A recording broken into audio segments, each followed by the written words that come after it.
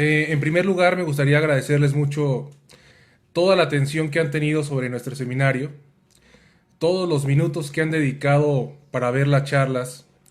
La verdad que es un trabajo muy satisfactorio, que nos llena de mucha alegría y de mucho orgullo poder hacer que sus días sean más amenos. Y bueno, la verdad es que hemos tenido muy buena respuesta, eso nos agrada mucho. Y bueno, mi ponencia la denominé Transición de paradigmas normativos. Es una ponencia, ya advertía desde antes, que va a fusionar tres de las disciplinas a las cuales me dedico. Por una parte, al derecho procesal constitucional, por otra parte, la metodología de la investigación jurídica y por otra parte, la filosofía del derecho. Es una ponencia que voy a desarrollar en cuatro etapas distintas. En la primera me voy a centrar en la explicación metodológica de qué significa un paradigma normativo. En la segunda etapa de la charla voy a centrarme específicamente a ubicar cuántos paradigmas normativos han existido en México para dar la posibilidad en una tercera parte de la sesión a analizar diversas variables de estudio que conforman a cada uno de estos paradigmas. Finalmente voy a vertir unas conclusiones. Inicio entonces, miren, los paradigmas son una palabra propia de la teoría de la ciencia. Un paradigma significa un modelo que está compuesto por un conjunto de conocimientos, de principios, que una sociedad científica acepta como verdadero. Esta es la definición de un paradigma. Si trasladamos la definición a paradigma normativo, significaría entonces que es un modelo normativo que está compuesto por principios, que está compuesto por reglas, que está compuesto por todo un conjunto de conocimientos que una sociedad jurídica determina como verdaderos. La explicación de la transición de paradigmas normativos la voy a construir desde la teoría de la ciencia y me voy a apoyar en Thomas Kuhn. Para Thomas Kuhn existe una transición de paradigmas cuando un modelo A entra en crisis y un modelo B supera esas crisis. Esto quiere decir que un paradigma está compuesto por una serie de principios y de normas y que estas serie de principios y de normas en algún momento entran en un periodo de crisis en una sociedad. Esto es, la posibilidad que tenemos nosotros de identificar cómo han ido cambiando a través del tiempo los paradigmas.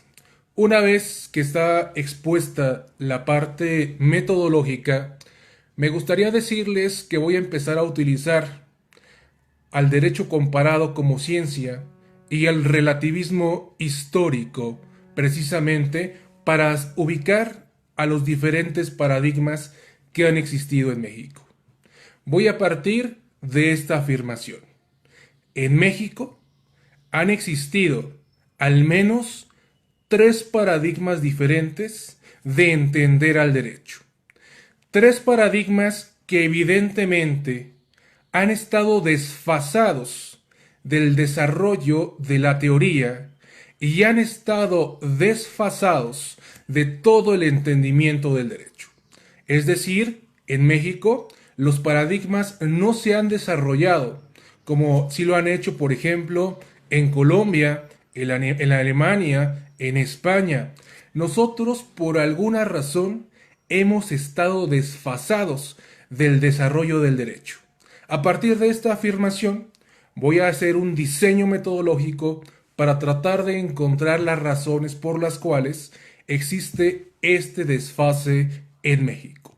Lo primero que tengo que decir es que los tres paradigmas que ha tenido el Estado mexicano se ubican en tres etapas diferentes de la historia. Y estas tres etapas diferentes de la historia las podemos observar, las podemos entender a partir de la epistemología jurídica.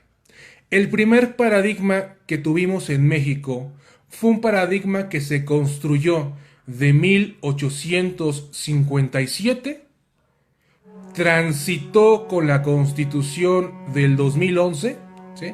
Y finalmente es un paradigma que ya tenemos vencido. Es el paradigma que le pertenece al positivismo jurídico. ¿Esto qué quiere decir? Es un paradigma en el cual al derecho se le entiende únicamente como un conjunto de normas jurídicas. Se entiende una relación estrecha entre el Estado y el derecho, y además las normas jurídicas carecen de elementos morales. ¿Esto qué quiere decir? Es un paradigma construido en el siglo pasado que evidentemente en el actual siglo ya no puede ser concebido de esa forma. El segundo paradigma es una fusión entre el positivismo y el naturalismo jurídico. ¿Esto qué quiere decir? Ante la necesidad precisamente de que las normas contengan contenido moral, fue el nacimiento de los derechos y la fusión precisamente de entre el positivismo y el naturalismo. El tercer paradigma que ubicamos en México es un paradigma que le he denominado el paradigma del estado de los jueces. Es un paradigma en el cual las bases del positivismo jurídico pareciera que ya están precisamente olvidadas y en el cual el juez constitucional tiene una relevancia importante en la conformación y en el diseño del derecho. Por tanto, podríamos decir que en México tuvimos un primer paradigma de 1857 al 2011, el entendimiento positivista del derecho. Pero a partir del 2011 se insertaron los dos paradigmas a los que hago alusión. Por una parte, se insertó una visión ampliada de los principios y de los derechos, y por otra parte, en el tercer paradigma, se dio la posibilidad de una interacción entre el derecho internacional de los derechos humanos y el derecho nacional. Otros estados como Alemania, su segundo paradigma lo empezaron a implementar en 1949. En Colombia, el segundo paradigma se comenzó a implementar en 1991. En México llegamos muchos años después al entendimiento de los principios de los derechos y a la responsabilidad que tienen las autoridades públicas del Estado mexicano de hacer que se respeten los derechos humanos. Esta es la razón por la cual en el 2020 aún nos cuesta mucho trabajo entender, en primer lugar, la forma en la que los derechos y los principios convergen en la Constitución, y segundo, nos cuesta mucho trabajo entender cómo el derecho internacional de los derechos humanos verdaderamente se fusiona en una especie de diálogo mutuo o de trasplante legal con el derecho nacional. Esta es la explicación metodológica de los tres paradigmas que hemos tenido en el Estado mexicano, y a partir de esta explicación, una vez que ustedes ya tienen ubicadas la fase histórica y el contenido de cada uno de los paradigmas, voy a utilizar una serie de elementos determinantes desde la teoría del derecho comparado para identificar únicamente tres elementos determinantes que se han transformado a través de estos tres paradigmas. El primer elemento determinante que voy a desarrollar se denomina el control de validez normativa. Un control de validez normativa que nace en una concepción europea con un libro que se denomina la garantía jurisdiccional de la Constitución, la justicia constitucional. Cuando este libro fue desarrollado por Hans Kelsen en 1928, el control de validez normativa tenía una característica en particular. Las normas infraconstitucionales, es decir, las normas que derivaban de la Constitución, debían cumplir dos requisitos para ser válidas. Por una parte, un elemento material, que atiende a una cuestión de competencia, y por otro, un elemento formal, que es el procedimiento. Por tanto, podemos llegar a la conclusión que en el primer modelo de validez normativa, para que una norma fuera válida, únicamente tenía que respetar que esta norma fuera creada por un órgano competente desde la norma fundamental y que evidentemente esta norma respetara el procedimiento legislativo. Así es la lógica de la acción de inconstitucionalidad, que es precisamente un proceso constitucional que nace con el entendimiento de los tribunales constitucionales. Este control de validez normativo evolucionó en el segundo paradigma cuando después de 1945 la teoría pura del derecho y este diseño kelseniano de filosofía del derecho cambió. Y cambió gracias a la inserción de los principios y de los derechos. De ahí que la Constitución de 1949 en Alemania precisamente reconoció a la dignidad humana como uno de los principios torales de su Estado constitucional. Evidentemente, al cambiar este modelo de entendimiento del derecho y al insertarse los valores y al insertarse los principios, el control de validez tuvo que cambiar. Ahora, para que un control de validez se pudiera efectuar, ya no solamente era necesario que se respetara un elemento formal y un elemento material, sino que ahora las normas tenían que respetar los principios y los valores de la norma fundamental. Fue esa razón por la cual el Tribunal Federal Constitucional alemán cambió la metodología de interpretación de los derechos, comenzó a diseñarse el test de racionalidad y entendieron que esta parte de la interpretación clásica de las normas con la tipología kelseniana no iba a ser suficiente al estar presentes principios y derechos. Nace así entonces el principio de proporcionalidad. En el tercer paradigma, por lo que respecta al control de validez normativa, se inserta a los tratados internacionales como un filtro de validez de las normas y de los actos. Esto es, las normas que derivan de la Constitución, además de respetar los elementos formales y materiales, los principios y los derechos de la Constitución, deben ser acordes a los tratados internacionales. Si se dan cuenta, en México, los dos paradigmas a los que hice alusión en esta parte se insertaron en el 2011.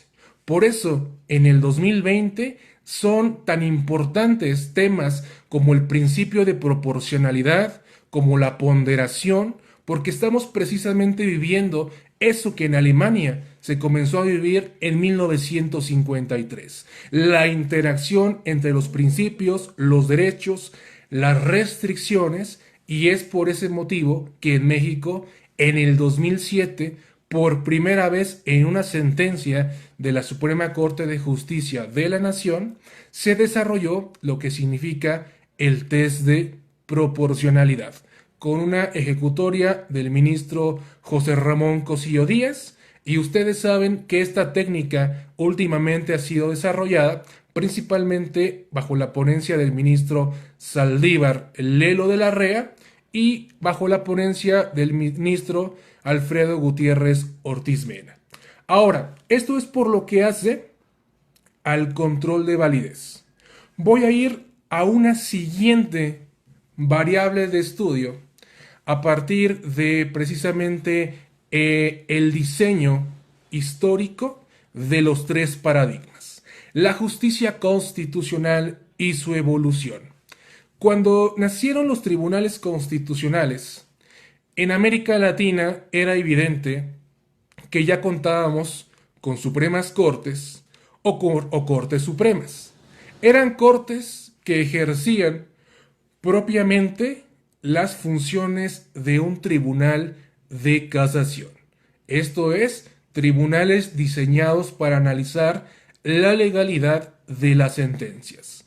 En México, como ustedes saben, tenemos una gran influencia del modelo de control constitucional norteamericano, un control que pareciera difuso, aunque desde el derecho comparado, realmente lo que significa es un control dinámico, en razón de que en Estados Unidos, si bien tienen un control difuso, el precedente y la obligatoriedad y esta recepción por parte de los jueces parte propiamente de los criterios que establece la Corte Suprema de los Estados Unidos. Ahora, en México, ¿qué es lo que ha sucedido? Tuvimos una Corte Suprema desde 1824, una Corte Suprema que a partir de 1883 fusionó las características de un tribunal de casación y que a partir de las leyes de amparo de 1919 y 1936 convirtieron a la Corte en un protagonista para resolver al juicio de amparo. Este modelo comenzó a transformarse cuando en México comenzamos a convertir a la Corte en un tribunal constitucional. Los primeros pasos del segundo paradigma se dieron a partir de 1987. Se perfeccionaron con la reforma del 31 de diciembre de 1994 y también con la reforma de 1996, 1999 y finalmente la reforma del 6 de junio de 2011. En la actualidad, nuestra Suprema Corte de Justicia se está orientando más a ser un tribunal constitucional. Y el juicio de amparo se está comenzando a situar como el mecanismo procesal constitucional por excelencia para respetar los derechos fundamentales. Y antes, el amparo, desde las sentencias de la Corte, no era este mecanismo para tutelar derechos fundamentales, porque la Corte mexicana era propiamente un tribunal de legalidad. Existen miles de criterios que han interpretado a los artículos 14 y 16 y quisiera que en este momento ustedes hicieran un ejercicio para pensar 10 sentencias relevantes de la novena octava época en amparo en materia de derechos humanos. Verán que nos va a costar mucho trabajo entender cuáles son los amparos que tutelaron derechos fundamentales.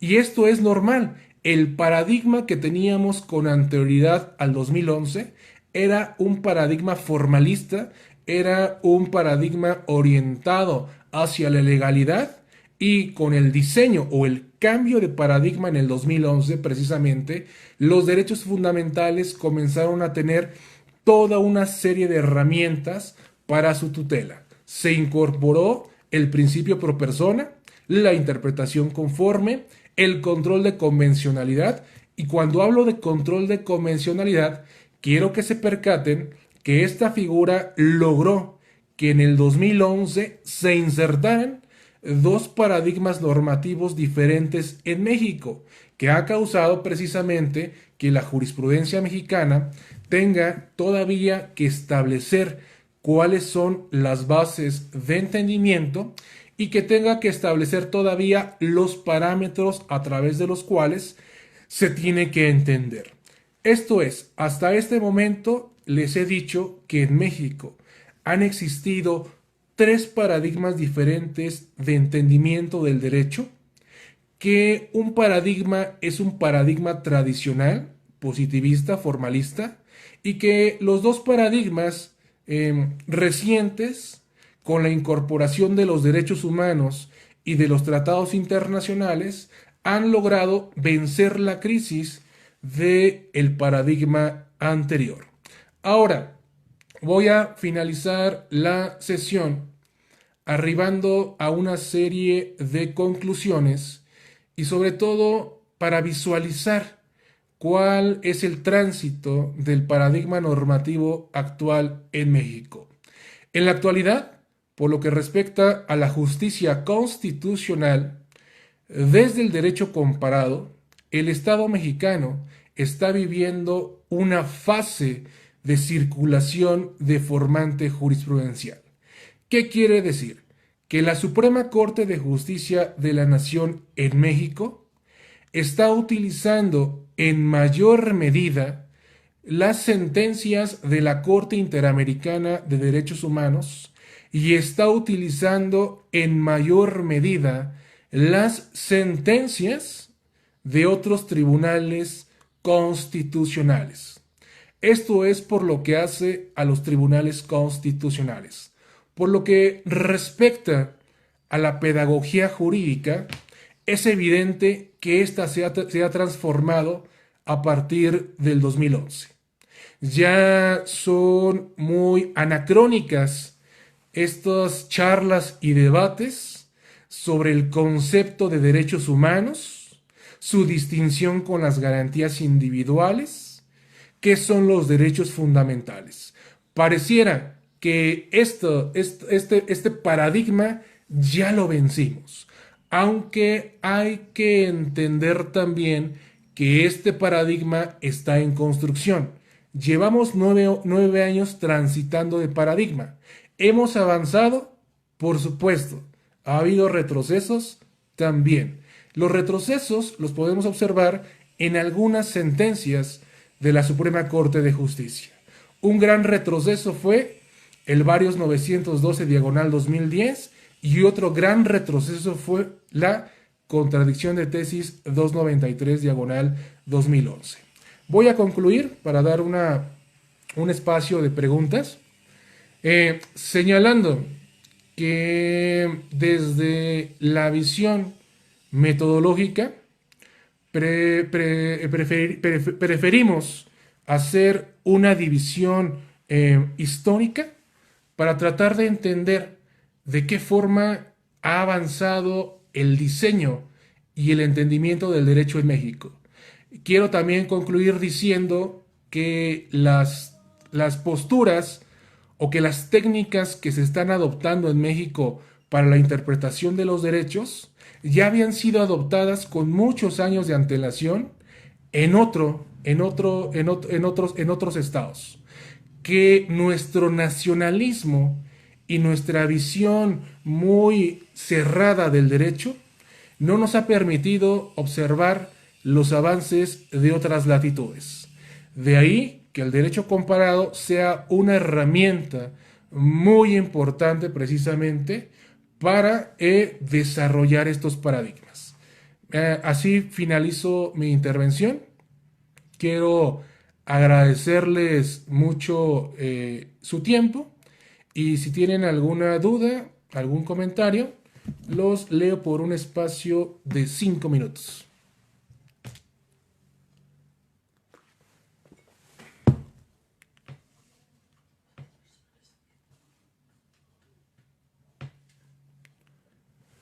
¿Alguna duda que tengan?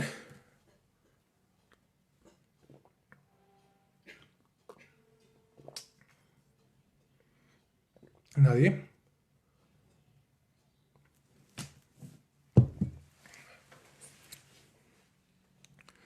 Bueno, en lo que se hacen las dudas, simplemente explicarles que el desarrollo que acabo de hacer lo construí a partir de Thomas Kuhn y su transición de paradigmas.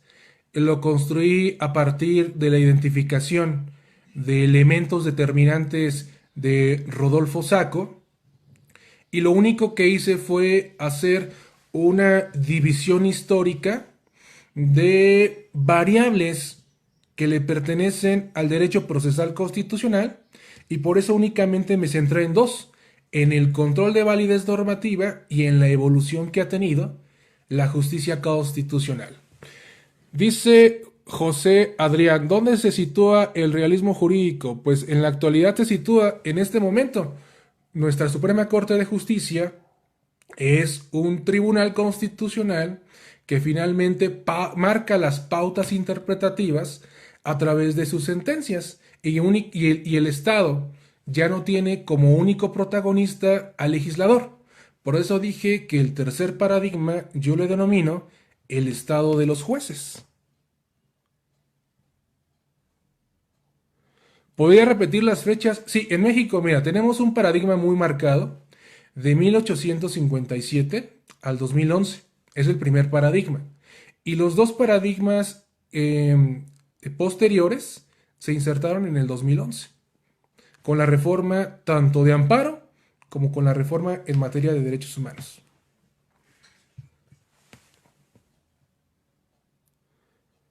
Dice Juan Charisto, que no se llama así, fue mi tutorado en la maestría, es este Iván. ¿De qué forma podemos utilizar la jurisprudencia interamericana? Ay, no entiendo. Trabajo en los tribunales como litigantes. Con un diseño metodológico, Iván. La jurisprudencia interamericana se utiliza de la siguiente forma. Partes de un marco teórico en el que explicas por qué una autoridad tiene que respetar los tratados. La siguiente parte del marco teórico es la explicación de por qué tiene que aplicar control de convencionalidad. El tercer paso es el desarrollo del tema central, que es precisamente la identificación de los derechos que están en juego. Aquí tienes que iniciar una investigación que te va a arrojar a primero entender cómo se regula en el ámbito nacional un derecho y cómo se regula en el ámbito internacional ese mismo derecho. A partir de eso haces tu diseño de muestras de jurisprudencia y empiezas a hacer los contrastes. Los contrastes te van a llevar a un escenario diferente. Vas a tener 5 posibilidades. La primera posibilidad, que la jurisprudencia nacional sea más protectora que la jurisprudencia internacional. Te quedas con la nacional. Puede suceder lo inverso, que la internacional sea más protectora. Te quedas con la internacional. Hay algunos temas, como por ejemplo el interés superior de la niñez, que se desarrollan en la misma vía. Es decir, tú tienes la posibilidad como persona de elegir qué fuente vas a elegir para proteger el derecho. Hay un cuarto escenario en el cual la norma te va a permitir hacer una interpretación conforme. Esto es, interpretar de conformidad una norma nacional con una norma internacional y salvaguardar su constitucionalidad y por tanto salvaguardar la convencionalidad. El quinto escenario es cuando la norma o el acto no se ajusta al tratado internacional, viene entonces el control de convencionalidad en la fase de desaplicación de la norma.